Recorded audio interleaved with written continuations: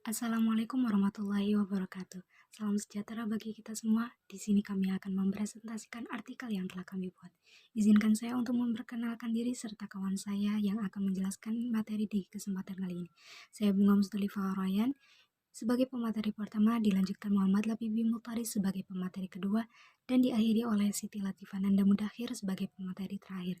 Untuk mempersingkat waktu, mari kita simak materi yang akan disampaikan. Linguistik merupakan salah satu cabang ilmu atau disiplin ilmu yang mempelajari bahasa secara ilmiah. Hal ini dikemukakan melalui kutipan linguistik dapat didefinisikan sebagai studi ilmu bahasa oleh John Lyons. Linguistik memiliki objek, yaitu bahasa manusia. Dirujuk pada sebuah kutipan, linguistik adalah studi tentang bahasa manusia oleh Lancaster. Orang-orang yang ahli dalam linguistik ini disebut ahli bahasa atau linguis. Secara etimologis, linguistik berasal dari kata lingua, yaitu bahasa Latin yang artinya bahasa atau lidah, dan setara dengan lang yang artinya bahasa tertentu, dan language yang artinya bahasa secara umum. Bahasa-bahasa sesuai dengan bahasa Inggris. Dan dalam bahasa Perancis juga ada sebuah istilah namanya parole yang berarti pidato. Linguistik juga memiliki manfaat sebagai berikut. Yang pertama adalah orang yang mempelajari sastra harus memahami karakteristik bahasa, kemampuannya, dan juga batas kemampuannya, karena sastra tidak bisa ada apabila tanpa bahasa. Yang kedua adalah orang yang mempelajari filologi harus mendalami ciri-ciri bahasa karena tujuan akhir dari filologi adalah memahami budaya suatu bangsa melalui teks-teks yang tertulis. Yang ketiga sudah pastinya untuk belajar bahasa. Kita masuk ke dalam pembahasan berikutnya. Bahasa sebagai objek kajian linguistik. Bahasa biasanya diartikan sebagai alat komunikasi. Definisi ini benar, akan tetapi tidak sepenuhnya benar, karena definisi tersebut menekankan pada fungsi suatu bahasa, yaitu bahasa adalah alat, daripada mendeskripsikan karakter bahasa itu sendiri. Hal ini menurut Khair merupakan hal yang wajar, karena bahasa merupakan fenomena sosial yang melibatkan banyak aspek, dan fungsi bahasa tampaknya menjadi aspek yang paling menonjol daripada aspek-aspek yang lainnya. Sekarang kita membahas tentang karakteristik dan sifat bahasa menurut Abdul Khair pada bukunya Linguistik Umum cetakan tahun 1994. Dalam penjelasan tersebut, bahasa dikatakan sebagai objek kajian linguistik. Karena apa? Biasanya bahasa diartikan sebagai alat komunikasi. Definisi tadi adalah benar. Namun tidak sepenuhnya definisi tadi itu benar. Karena apa? Karena dia lebih menekankan bahasa sebagai alat. Pada dasarnya bahasa adalah daripada mendeskripsikan karakter bahasa itu sendiri. Menurut Abdul Khair, yang pertama adalah bahasa adalah sistem. Bahasa adalah sistem. Sistem adalah kumpulan aturan. Pada aturan yang secara singkat dikenal sebagai sistem. Karakter bahasa sebagai sistem ini merujuk kepada susunan ketatabahasaan. Misal kita ada acara kenegaraan, maka bahasanya harus formal dan baku, bukan bahasa yang santai, slow, dan sebagainya. Kemudian bahasa adalah simbol. Bahasa adalah simbol. Simbol bahasa dilakukan dalam bentuk suara yang berupa unit bahasa seperti kata-kata atau kata gabungan, kemudian yang disebut sebagai simbol. Simbol contohnya yakni setiap negara memiliki bendera. Seperti contoh Indonesia. Negara Indonesia memiliki warna bendera merah dan putih.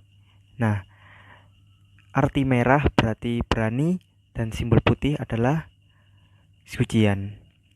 Nah, ini termasuk sebuah sistem, ini sebuah bahasa. Jadi bahasa tidak selalu kata atau itu, tapi juga berbentuk simbol. Salah satunya ya burung Garuda ya. Jika orang lain memahami burung Garuda ya udah, tapi kalau kita tunjukkan sisi makna terselubung dari burung Garuda, maka orang lain akan memahaminya. Kemudian bahasa adalah suara. Nah, jadi orang berbahasa ini menyakup suara yang dihasilkan oleh manusia.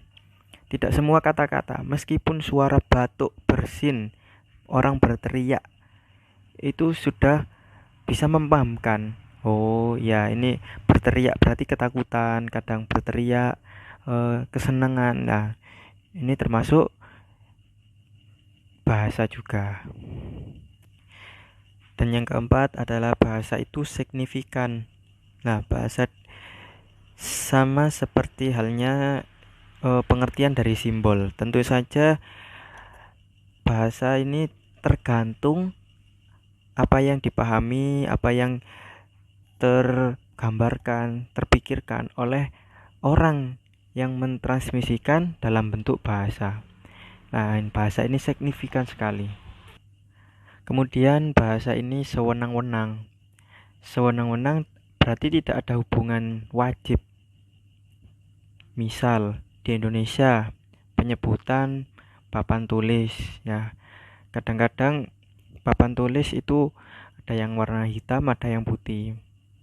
Maka orang Inggris biasanya menyebutnya whiteboard atau blackboard.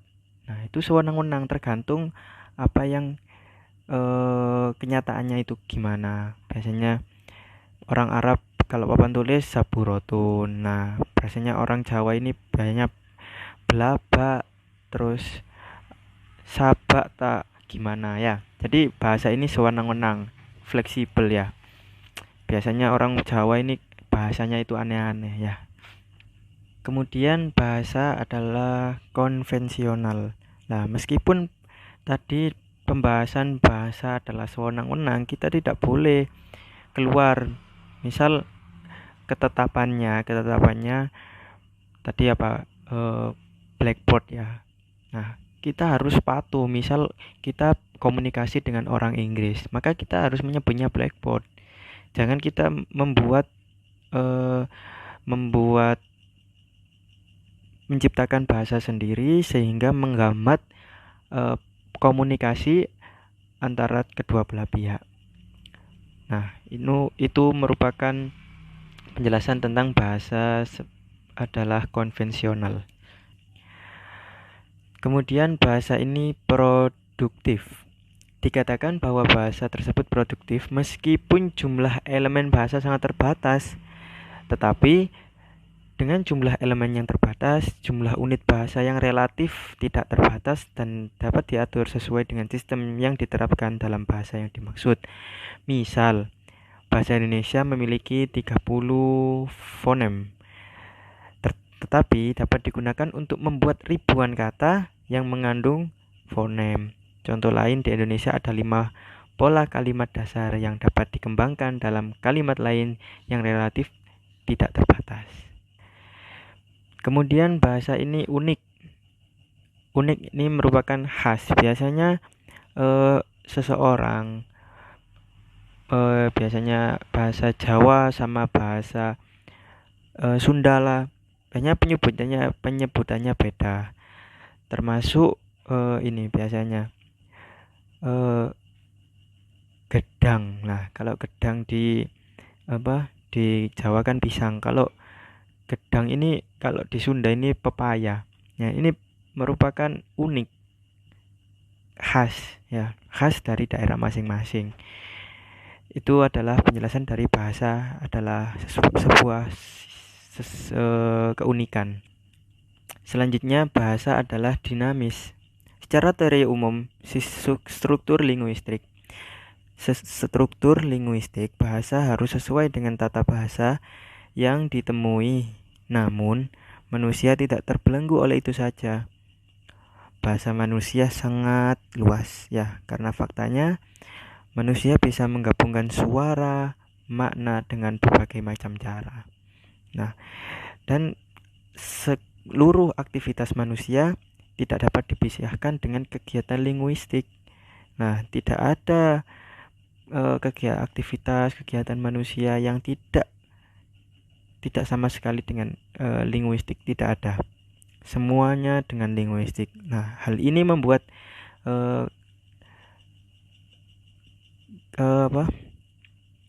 kajian komunitas linguistik ini membuat bahasa dinamis ya. Kemudian yang terakhir, bahasa adalah variasi. Nah, jadi orang manusia ya biasanya bisa menirukan suara gini ya. Kemudian dia ngomong sama hewan biasanya.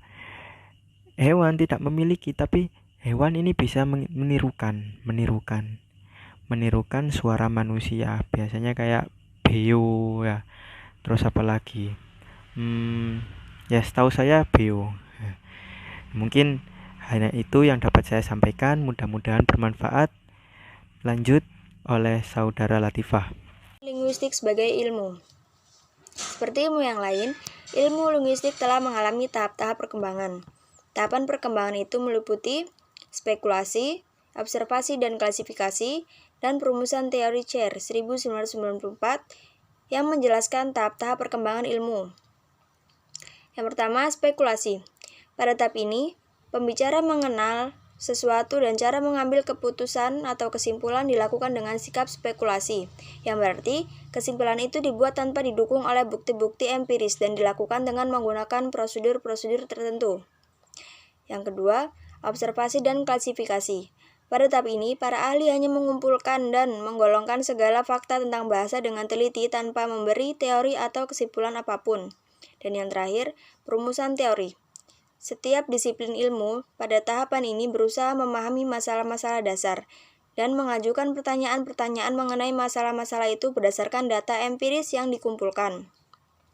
Kemudian dirumuskan hipotesis atau hipotesis-hipotesis sebagai jawaban sementara pertanyaan-pertanyaan yang diajukan. Lalu disusun tes untuk membuktikan hipotesis dengan menggunakan fakta-fakta yang ada. Ilmuwan linguistik. Yang pertama, linguistik memiliki objek kajian atau ontologi. Linguistik sebagai ilmu memiliki objek kajian, yakni bahasa daerah, bahasa Indonesia, ataupun bahasa asing. Penjelasan tentang objek ini pun dapat dilakukan dengan gamblang atau dengan menggunakan bahasa dan peristilahan yang jelas dan tepat. Yang kedua, linguistik memiliki metode kerja atau epistemologi. Dalam menelaah atau mengkaji bahasa sebagai objek kajiannya, linguistik menggunakan pendekatan dan metode yang jelas. Pendekatan-pendekatan yang digunakan dalam mengkaji atau meneliti dan menjelaskan bahasa antara lain: A.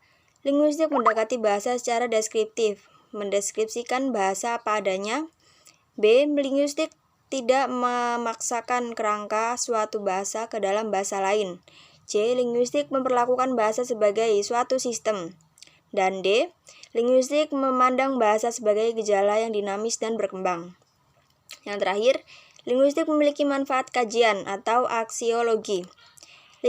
Linguistik memiliki kegunaan yang sangat luas, baik untuk kepentingan ilmu bahasa itu sendiri maupun untuk kepentingan yang lain, baik secara teoritis maupun terapan. Contohnya, hasil kajian linguistik dapat diterapkan untuk keperluan pengajaran, penerjemahan, linguistik komputasi, linguistik media, medis, atau sebagainya. Mungkin cukup sekian presentasi dari kami, kurang lebihnya kami mohon maaf dan semoga bermanfaat. Terima kasih. Assalamualaikum warahmatullahi wabarakatuh.